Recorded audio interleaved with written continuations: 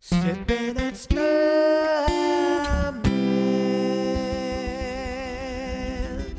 Whoa,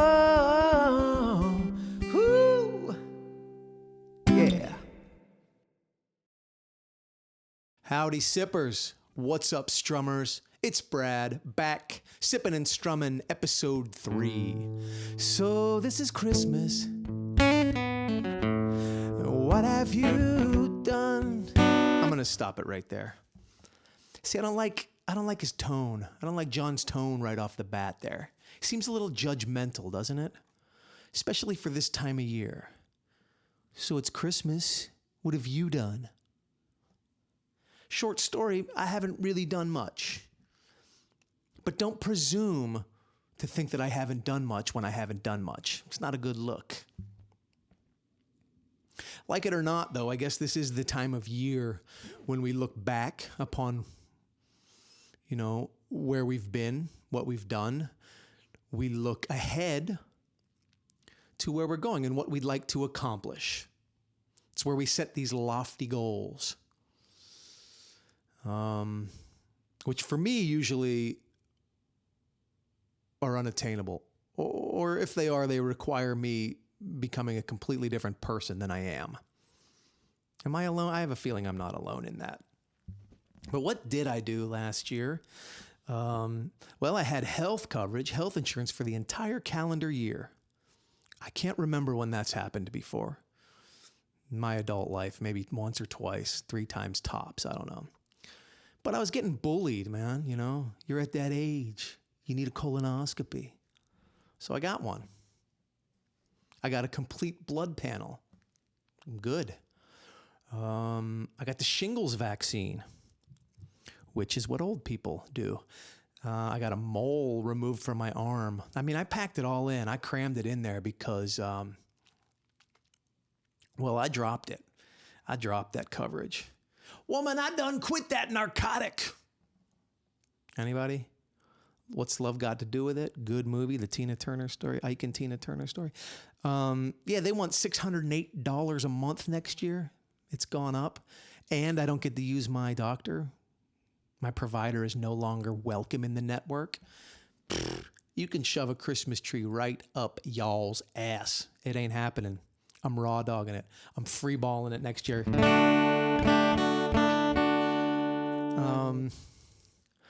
I'm in that income bracket where I make too much money to have cheap health care, but not enough money where I can spend $608 a month and not feel that. So they got me by the short hairs.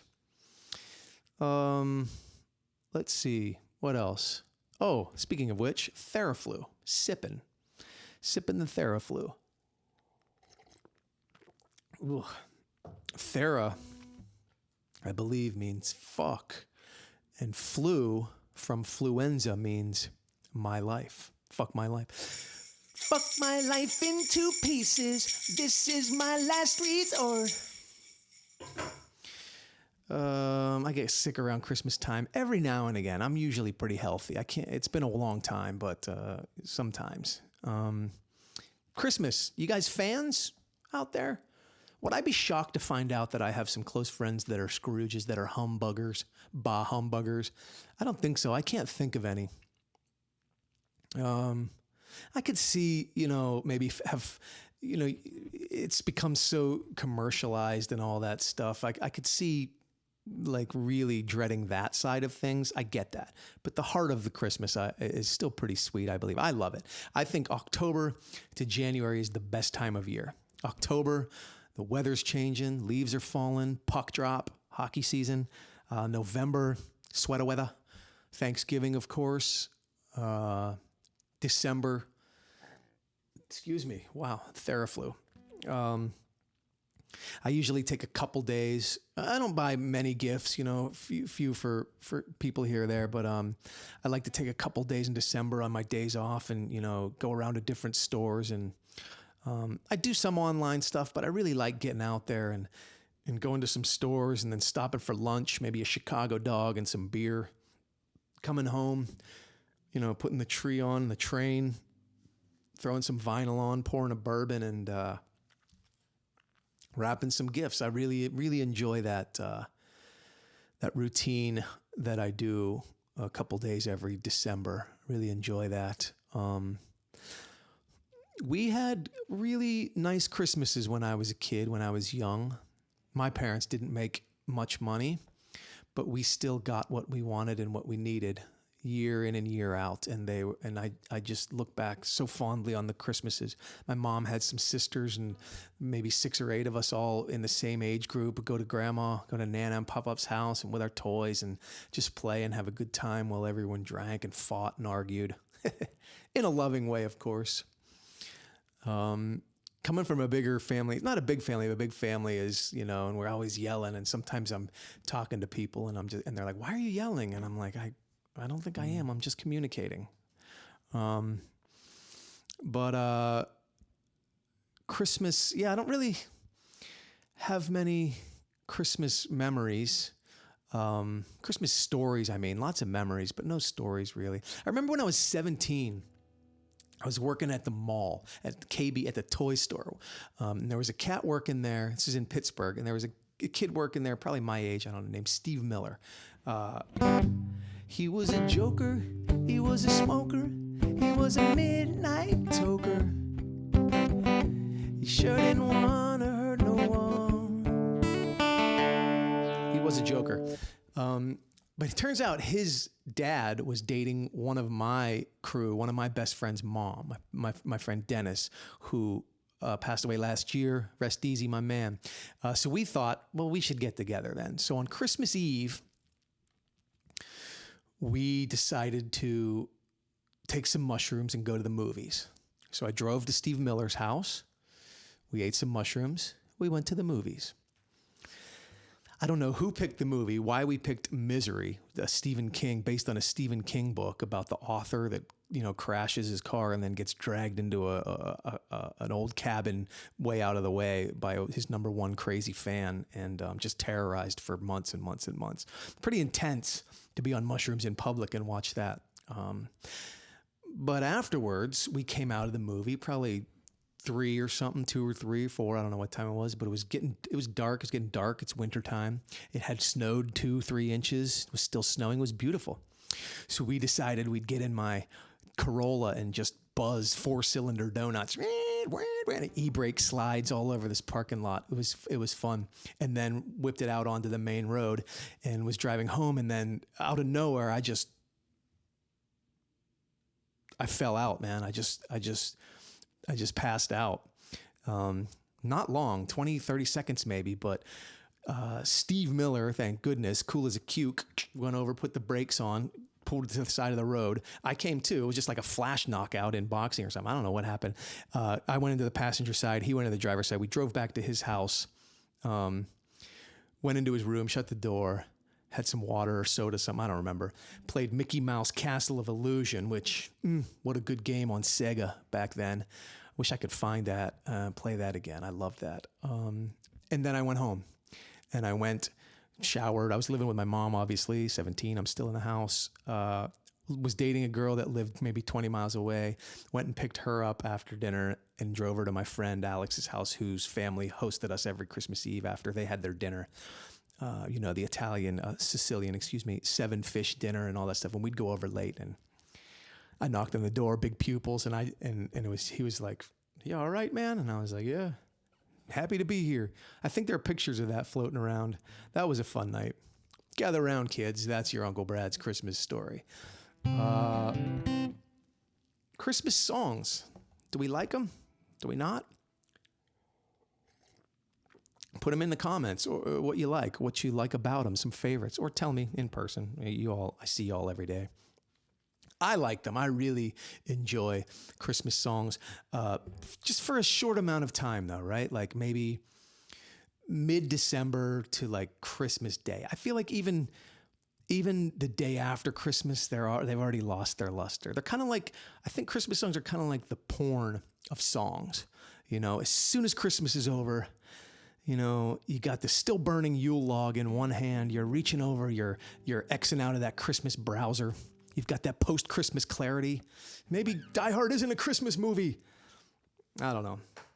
You feel that way? So I got a few here, some of my favorites, and I figured I'd play little snippets of both of a few of them here in no particular order.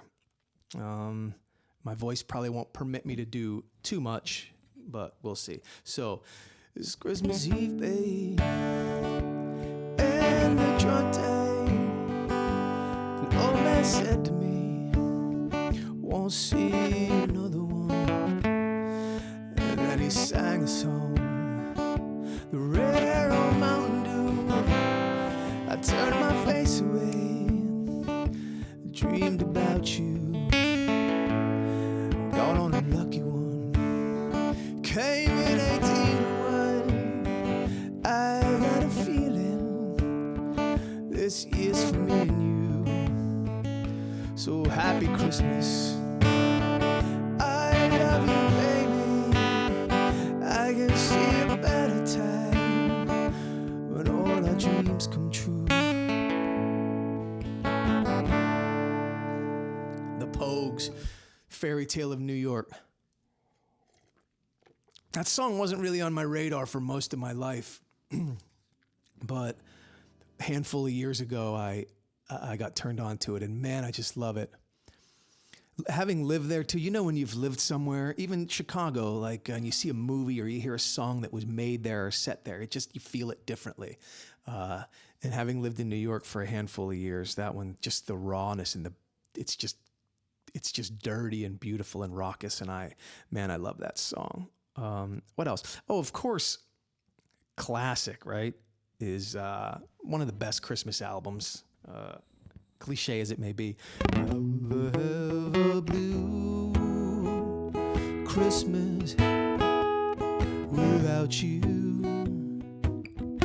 I'll be so blue just thinking about you. Decorations are red on a green Christmas tree. Won't mean the same, dear, if you're not here with me.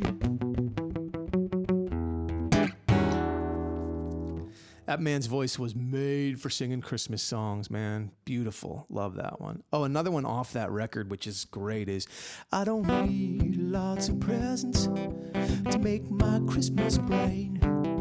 I just need my baby's arms wrapped around me tight. Hear my plea, Santa, bring my baby back to me. Hell yeah. One of my favorites, which I don't think I can sing right now, but see if you know it, see if you can recognize it just from the chords, is I probably couldn't sing this well with a completely healthy voice, but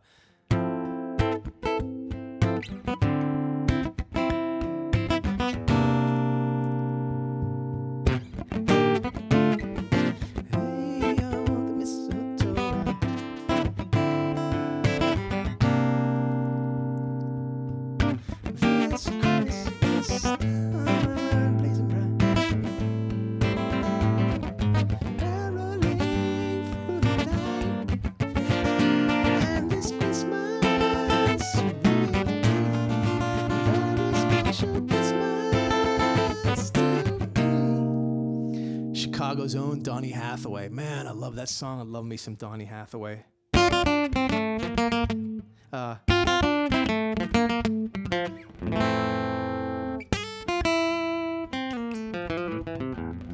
Beauty.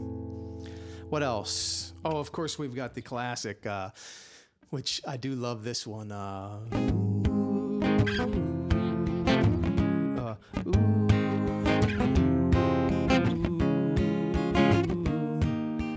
Rocking around the Christmas tree at a Christmas party hop.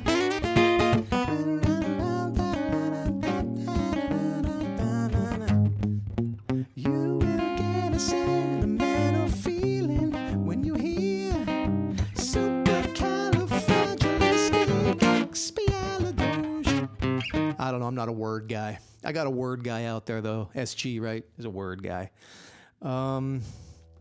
So those are some fun ones that I really, really love. Of course, I love the Run, run, Rudolph, Santa has to make it to town. Da-da-da-da-da-da, tell you take the freeway down.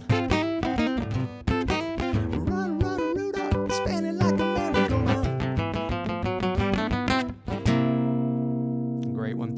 But my all-time favorite Christmas song, this is not hyperbole, this is legit my number one Christmas song, is...